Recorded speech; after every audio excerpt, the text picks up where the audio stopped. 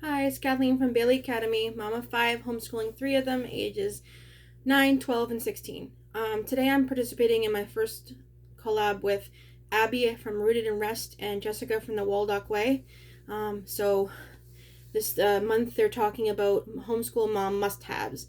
And so this is my first time joining in, so when you're done watching the video, and hopefully you've liked and commented and subscribed, but regardless of whether you do that or not, please check the comments for the link to the playlist so you can see if you want to join in, if you're a homeschool YouTuber, and to see what the other homeschool YouTubers are saying, and information on how to join in. So again, thank you to Abby and Jessica for hosting this collab. Alright, so I don't know what other moms are doing yet because I haven't watched all the videos in the playlist, but as opposed to listing some things that I recommend you buying and links on Amazon, I don't really have a lot of things that I've bought that I really recommend yet. So I thought I'd go with the 5 things that cost little to no money that I think are important and a must-have for homeschooling. So number 1 is a library card. Can't show you mine because it's underneath my phone right now, but absolutely need a library card. I hope that you live somewhere near a library that's helpful, and that you don't live remotely or near a small library, because libraries are great way to get books. It's a great way to get sometimes they have games or puzzles. Sometimes they have toys if you have younger children. Sometimes they have videos, video games, magazines, newspapers, access to computers if you don't have computers at home, or you just want to be able to, sometimes you can even book, if you want to pay a little money, sometimes you can book time in the computer lab if you have multiple children and you want them all to do some computer work of some kind. There's lots of uses for a library. They have lots of local history information, or at least our local library does. You can never go wrong with a library card, and you can take out, for most people, like unlimited amount of books or close to on each card. So you really you need a library card. Number 2 is a love of learning. If you want your children to love learning, you need to love learning. And you need to love not just teaching, but learning yourself, because I learned so much from homeschooling. Not just like, oh, I'm teaching a subject I don't know and we're reading about it from a book and now I learned something, but also just seeing my kids interested. And to be upfront and honest, most of the time my kids do not love learning. I'm still working on that. I think the school, when they went to school before they were homeschooled, kind of ruined that for them. I'm not sure what it is, but they don't enjoy most of what we do, no matter what I do, unless it's video games and watching YouTube. They really don't care. I'm working on that, but the few times that I have found a smile or an interested, or, oh, I know more about that, I learned about this on my own, it makes me really happy, and I love to see them learning, and I love to learn myself, and I'm hoping that it's rubbing off on them a little bit, that learning can be fun. Number 3 is books. Of course, most of them can come in the library, and I don't recommend going out and spending hundreds of dollars on books. I like to go to the thrift store. I love going to the thrift store. There's different ones around here. There's one especially that doesn't have a lot of selection, but their books are like $1, so you can't go wrong. I found lots of read-alouds, lots of chapter books to do book studies on. I have found children's nonfiction there as well, and a few things for myself as well. There's other ones that have more selection, but they're more expensive, but that's a good way to find lots of books. And again, you don't want to fill your house with so many books that you can't move or can't find what you need. If there's a book that you're going to use once, either don't buy it and just get it from the library, or if you, like I said, if you're getting it from the thrift store and it's $1, you use it for the unit study or science lesson or whatever you're using it for, then you can pass it on to another mom. So that's always plus. So yes, I recommend looking at your local thrift stores and seeing what their selection is, what their prices are, and just checking regularly, because of course they're not going to have a specific book. You can't call and be like, do you have this book? At least I don't think you can. But if you just drop in regularly, then you find stuff that you both wanted and also ones that you didn't know you wanted, but that were awesome. Number 4 is social media and the internet.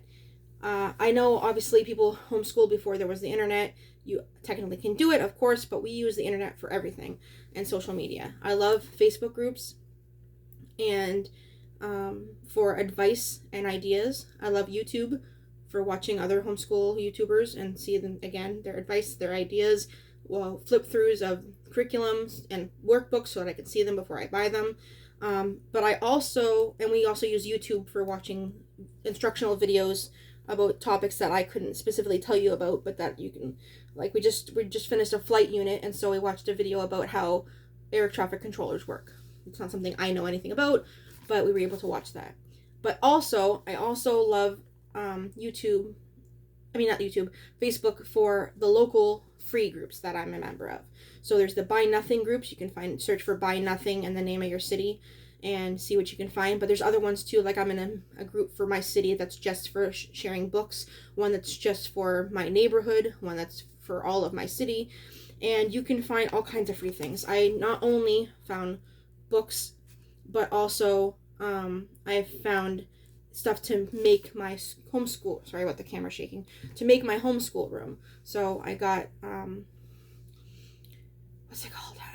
File cabinet from somebody on there that I now file away important things that I want to use again.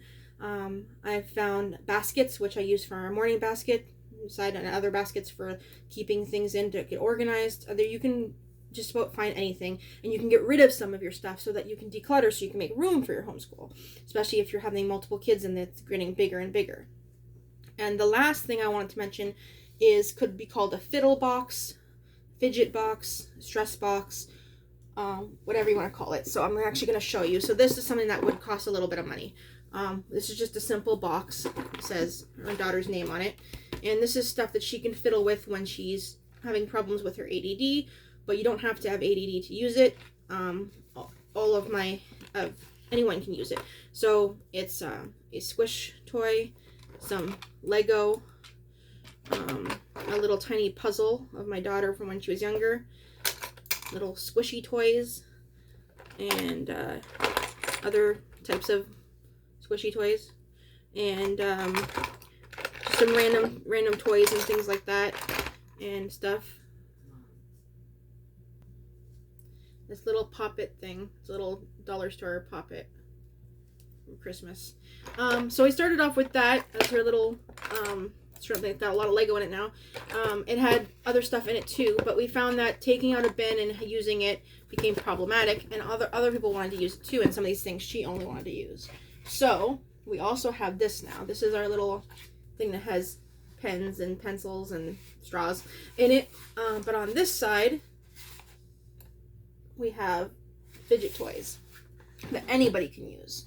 So we have a good old poppet, this little sort of poppet ball, and a couple fidget spinners.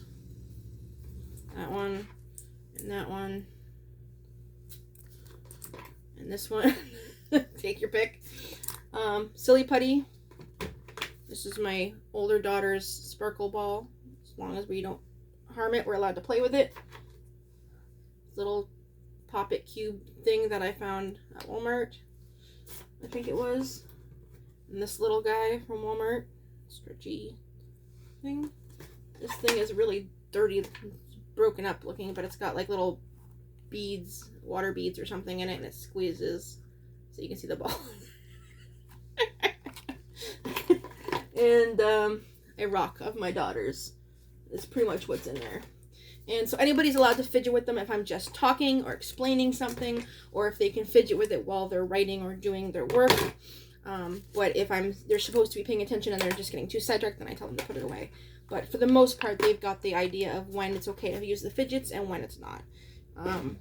And so that is it. A library card, love of learning, books from the thrift store, social media and internet, and a fiddle or stress bin of some sort. Those are the things that I think are most important and are homeschool mom must-haves. So thank you for watching. Please consider liking and subscribing. I do lots of content. I'm secularly homeschool, but I do talk about Christian things occasionally because I'm Christian. And I talk mostly about elementary school onto high school. So please check the comments below for Abby from Rooted in Rest and Jessica from the Waldock Way, and thank you to them for hosting. And check out the playlist so you can see the other moms, or I'm not sure if there's anybody other than moms, sharing what their homeschool mom must-haves would be. Thanks. Bye.